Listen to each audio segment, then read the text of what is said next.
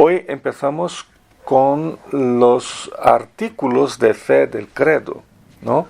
Y el primero, como lo hemos recitado hace poco, dice, yo creo en Dios Padre Todopoderoso, Creador del cielo y de la tierra. Pues este artículo, esta expresión, este conjunto de creencias que declaramos, lo vamos a dividir en 3 etapas, ¿vale?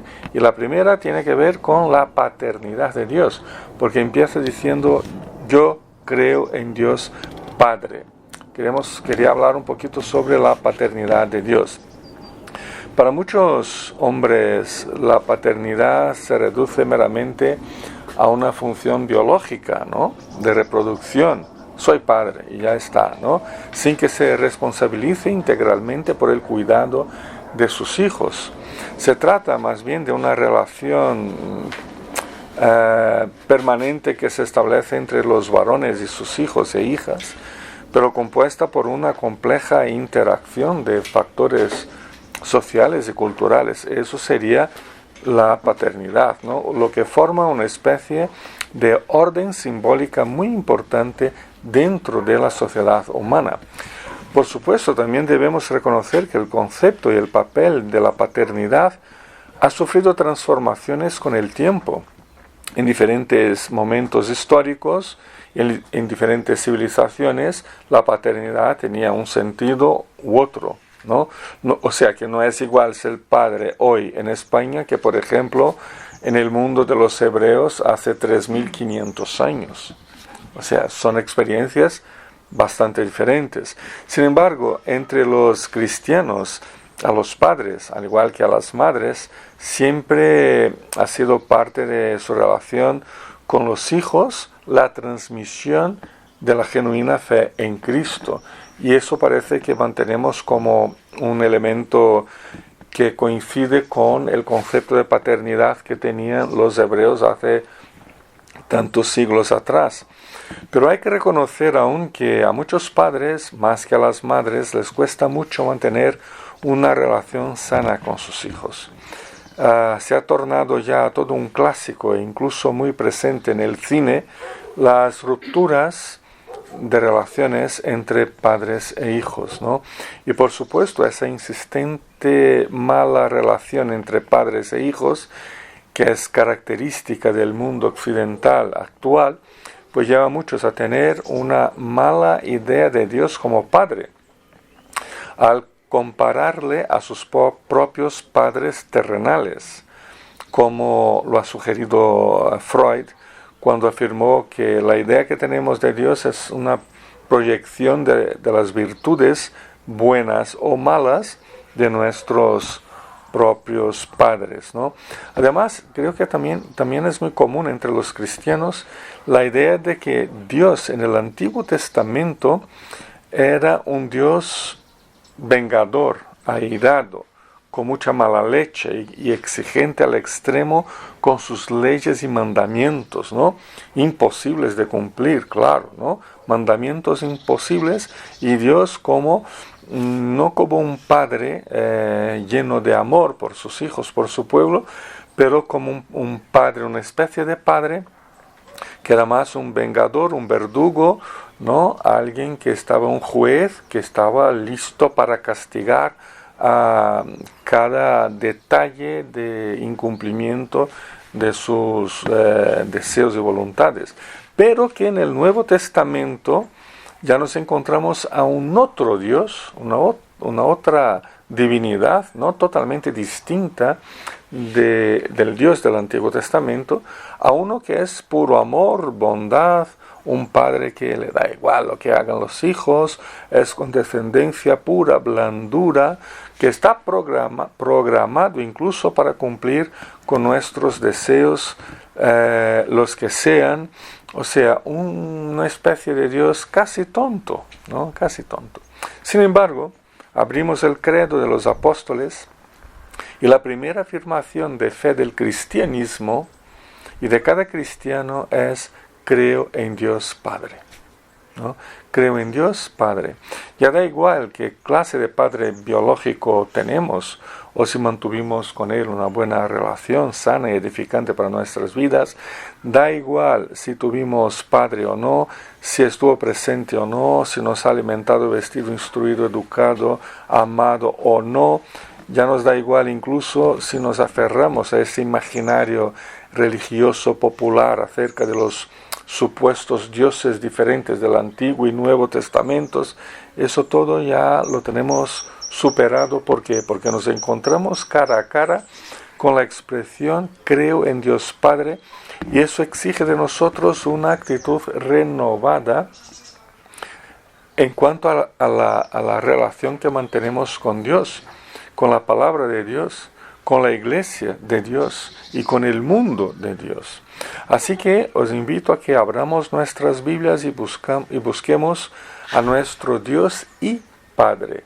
O sea, lo primero que quería comentaros es la paternidad de Dios en la Biblia.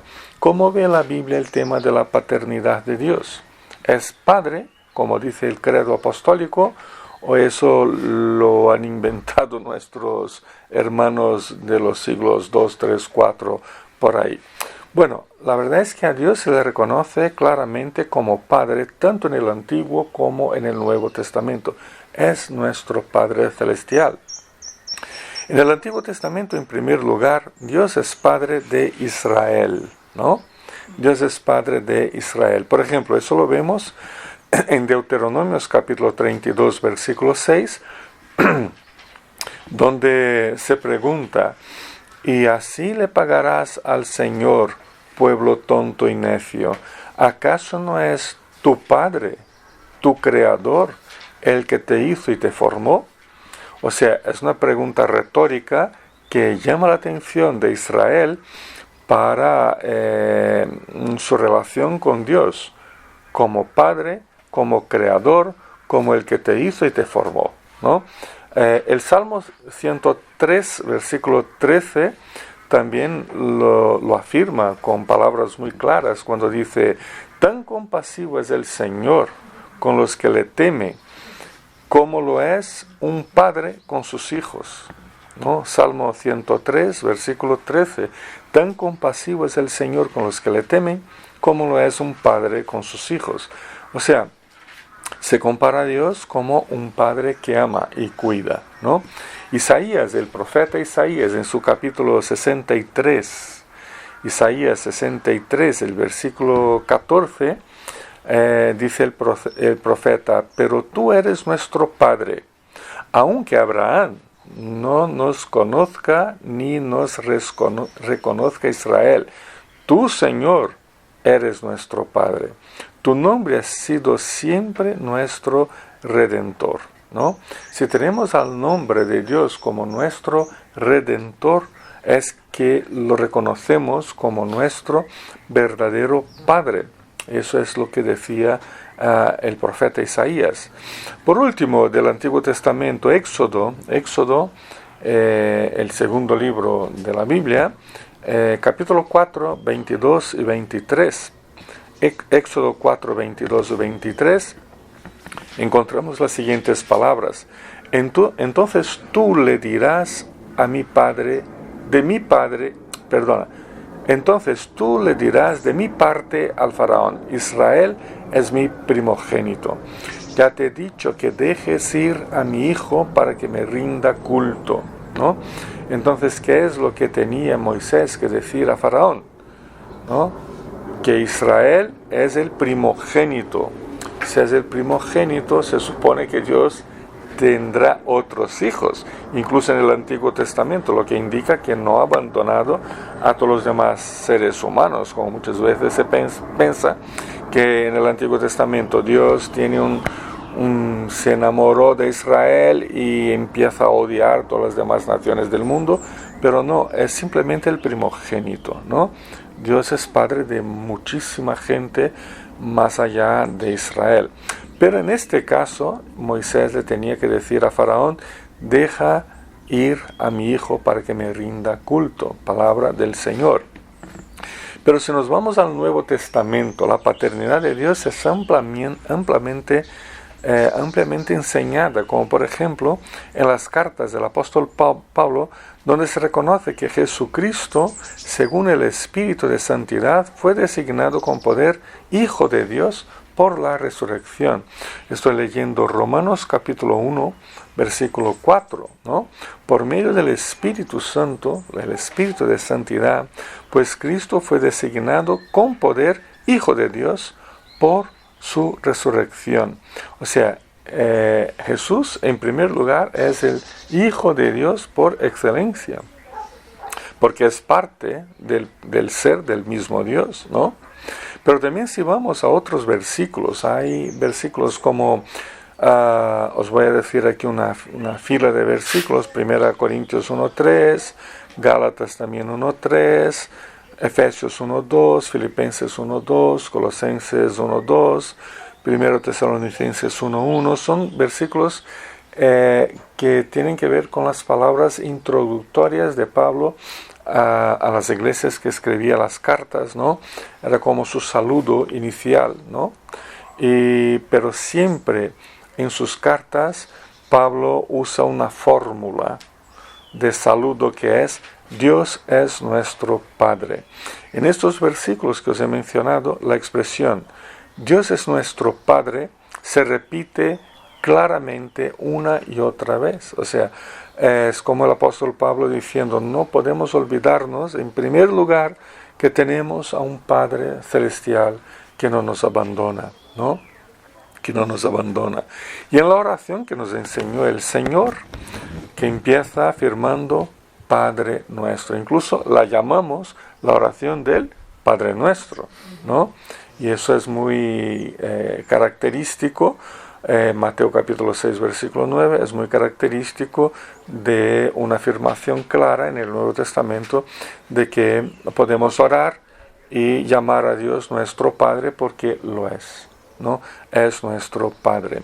De hecho, solo podemos orar el Padre nuestro porque reconocemos a Dios como nuestro Padre.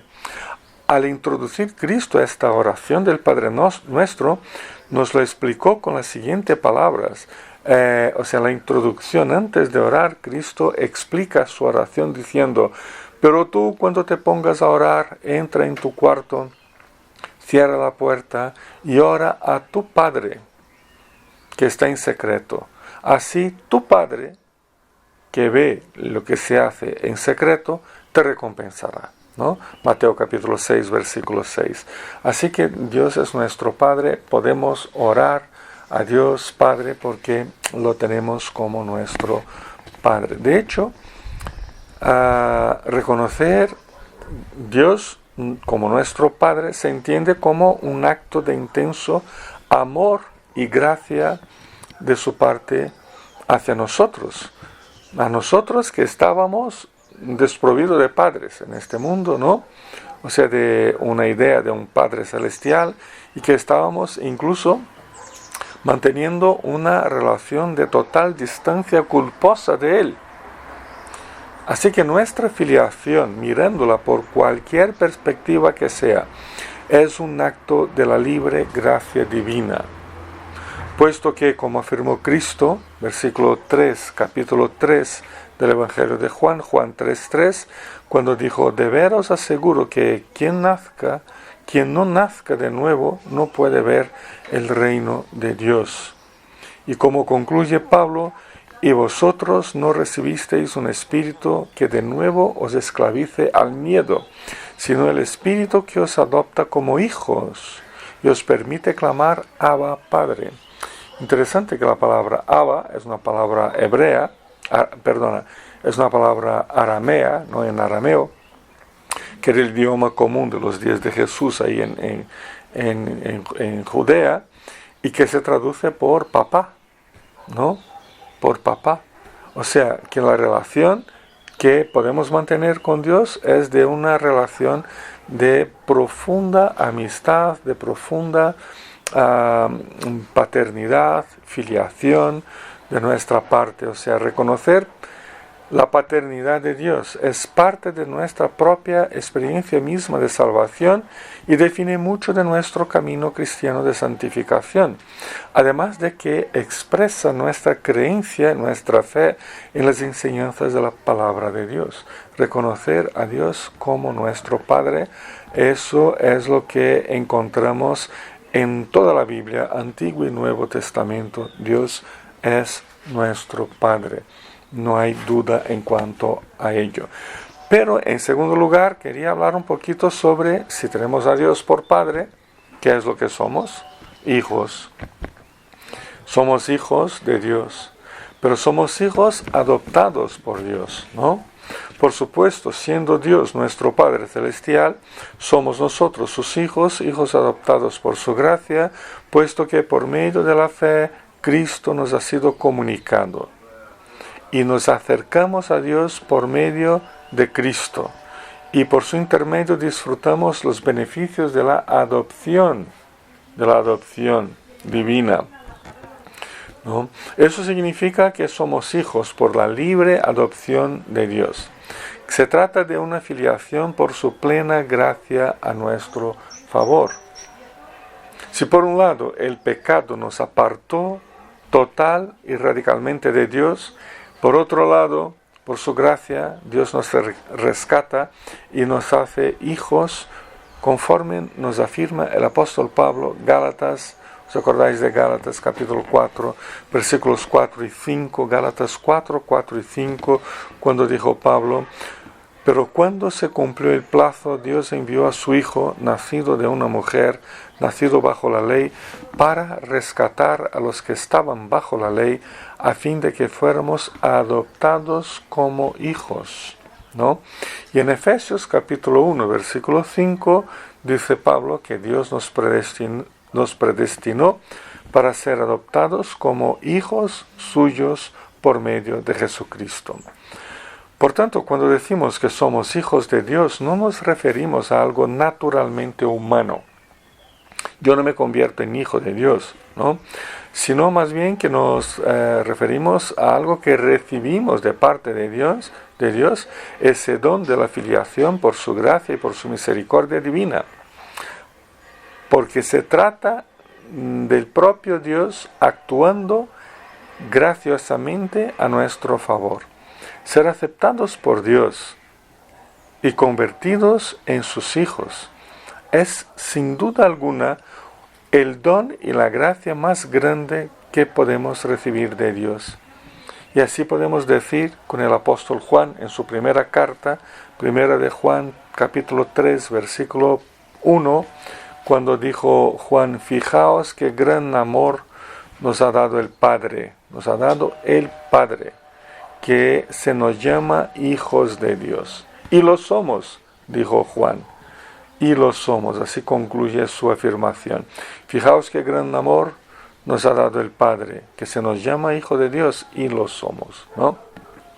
Así que ser hijos de Dios es el resultado de su eterno amor por nosotros. Pero debemos saber que hay criterios para ser hijos de Dios, ¿no? El criterio primero, y creo el más fundamental, es el nuevo nacimiento o la regeneración, nacer de nuevo en el Espíritu, por el Espíritu de Dios, ¿no? El nuevo nacimiento o la regeneración son expresiones que indican que estábamos muertos en nuestros pecados, en nuestra distancia de Dios, éramos incapaces de hacer algo por cambiar esa situación eterna de distancia, de alejamiento de Dios. No teníamos ninguna comunión con Él, no tenía ninguna pizca de fe, y el Espíritu Santo nos da la vida por un acto únicamente divino. O sea, nacer de nuevo, yo no puedo nacer de nuevo si estoy muerto, ¿no? Si estoy muerto, estoy muerto. Tenéis que enterrarme, ¿no? Eternamente.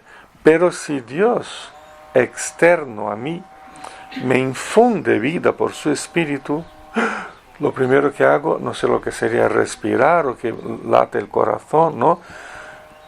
Pero respirar, por ejemplo, ¿no? Respiro y esa respiración o ese latido del corazón ya es la primera señal de que había vida implantada otra vez en ese cuerpo muerto, ¿no?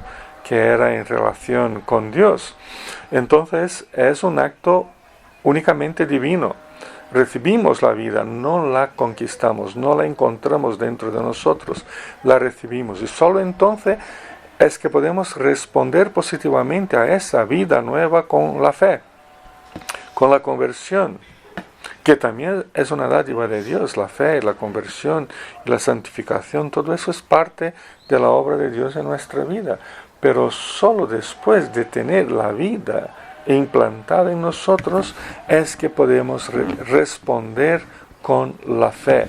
Y a eso se refiere el nuevo nacimiento, a que el Espíritu Santo nos infunde la vida, la filiación divina, ¿no? La disposición de querer que el Señor conduzca nuestra vida por los caminos de su palabra. El otro criterio, creo que sigue de forma inmediata se trata del recibimiento de Cristo, lo que llamamos la conversión, ¿no? Conversión es la palabra más popular entre nosotros. Pues ser hijo de Dios también está condicionado a que recibamos a Cristo en nuestra vida, en respuesta a la vida ya infundida en nosotros por la gracia de Cristo y por la obra del Espíritu. No podemos tener a Dios por Padre si no tenemos a Cristo por Salvador y Señor, ¿no? Como nos dijo el apóstol Juan, el Evangelio de Juan 1:12, cuando dijo: mas a cuantos lo recibieron, a los que creen en su nombre, les dio el derecho de ser hijos de Dios. Así que hay que recibir a Cristo, creer en su nombre como respuesta a esta vida ya infundida por el Espíritu en nosotros, y así heredar el derecho a ser hijos de Dios. Pero además de esos criterios fundamentales, creo que también tenemos que hablar un poco de algunas evidencias que debemos demostrar cuando somos hijos de Dios, ¿no? Evidencias que tenemos a Dios por Padre. Creo que una primera evidencia es, obviamente, el ser guiado por el Espíritu Santo. Si soy guiado por el Espíritu, ¿no?, soy hijo de Dios. Como dijo el apóstol Pablo, Romanos 8:14, dijo: todos los que son guiados por el Espíritu de Dios son hijos de Dios, ¿no? Eso es lo que afirma Pablo. Así el Espíritu Santo nos conduce por los caminos de la palabra de Dios a la conformidad de la imagen de Cristo en nosotros, pues es Cristo nuestro modelo, nuestra meta para todas las dimensiones de la vida. Y además de guiarnos, el Espíritu también nos testifica internamente que somos hijos de Dios. Romanos capítulo 8, versículo 16, dice que el Espíritu mismo le asegura a nuestro espíritu humano que somos hijos de Dios, ¿no? Entonces son evidencias, vivir bajo la guía del Espíritu, ¿no? Pero hay otra evidencia que creo que también es muy clara de nuestra filiación divina. En consecuencia, la primera es el fruto del Espíritu que se va evidenciando a diario en nuestro comportamiento, ¿no? Vamos creciendo con el fruto del Espíritu, ¿no? Nuestro comportamiento, nuestras relaciones, nuestras decisiones, en la manera como pensamos, como sentimos, como queremos, total. En toda nuestra forma de ser, en toda nuestra vida, podemos evidenciar nuestra filiación divina por estos frutos del Espíritu. Me refiero a estos frutos que están en Gálatas capítulo 5, ¿no? Por supuesto, una vida de obediencia a la voluntad de Dios es la que caracteriza a sus hijos en este mundo. Pues como dijo Mateo capítulo 12, versículo 50, repitiendo las palabras de Jesús, dijo: mi hermano, mi hermana, mi madre son los que hacen la voluntad de mi Padre que está en el cielo, dijo Cristo, ¿no? Somos hermanos de Cristo, o hermanas, ¿no? o madres, o sobrinos de Cristo, lo que sea. Mantenemos con Cristo una relación, somos su familia. Dijo él que sí, si hacemos la voluntad de su Padre que está en el cielo.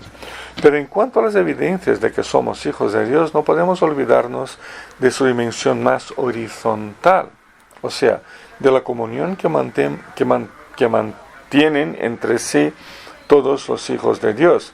Vivir en comunión es la esencia de nuestro concepto de iglesia, ¿no? O sea, no podemos hablar de iglesia si no hablamos de comunión.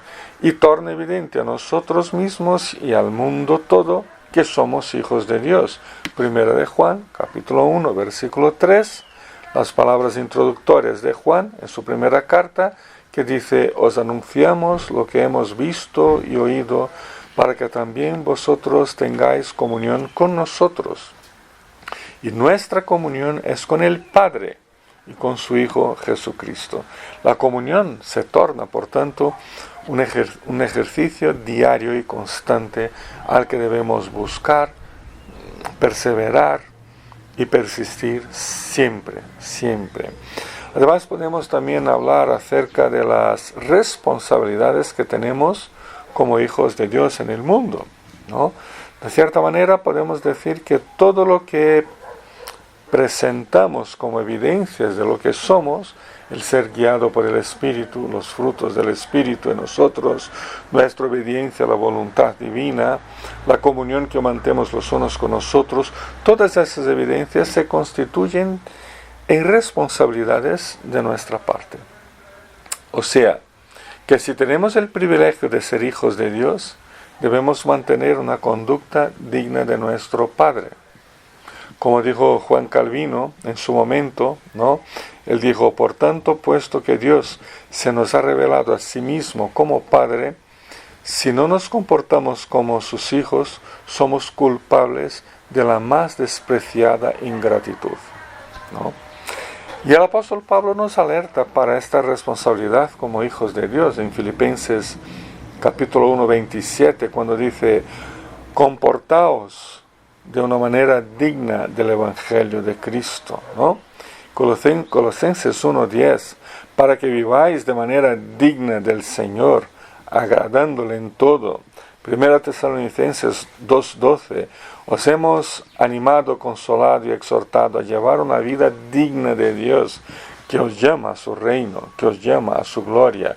Y el tremendo texto de Filipenses capítulo 2, 14 y 15, donde el apóstol dice: hacedlo todo sin quejas ni contiendas, para que seáis intachables y puros, y hijos de Dios sin culpa, en medio de una generación torcida y depravada, ¿no? O sea, tenemos responsabilidades misioneras, evangelizadoras, como hijos de Dios, en medio a una generación torcida y depravada. Palabras del apóstol Pablo. Por tanto, por medio de nuestro comportamiento como hijos de Dios, muchos podrán recibir el testimonio de que al ser Dios el Padre Celestial, podrán ellos también encontrarse con su redención y con su paternidad, ¿no? Pues en conclusión, quería decir que al afirmarnos el credo apostólico, que creemos en Dios Padre, en Dios como nuestro Padre, en Dios como mi Padre, como tu Padre, lo que está diciendo el credo es que nuestra fe en la paternidad de Dios asume dimensiones profundamente prácticas en nuestras vidas. Dios ha creado todas las condiciones necesarias por medio de la obra redentora de Cristo en primer lugar, ¿no? Pero ha creado todas las condiciones necesarias para adoptarnos como sus hijos. Y ahora hemos dejado esa distancia culposa que antes era lo que definía nuestra relación con Dios, que se había establecido por el pecado, y ahora somos efectivamente hijos del Dios Santísimo, del Dios Eterno, hijos de Dios que es nuestro Padre. Una adopción para la salvación eterna. una adopción para la relación en santidad con Él, una adopción para un estilo de vida evangelizador en el mundo. Al tener, hermanos, a Dios por Padre, ya no estamos solos. Más bien, contamos con la presencia, con la compañía del Espíritu, contamos con la hermandad de Cristo. Como hijos de Dios, convivimos en comunión y servicio con otros que igualmente han sido adoptados por Dios para esa misma vida de eterna presencia, ¿no? De una eternidad ya presente, y a eso lo llamamos iglesia. Así que alcemos juntos, por tanto, como hijos de Dios, nuestras vidas en medio a una generación que está perdida. Que Dios nos bendiga.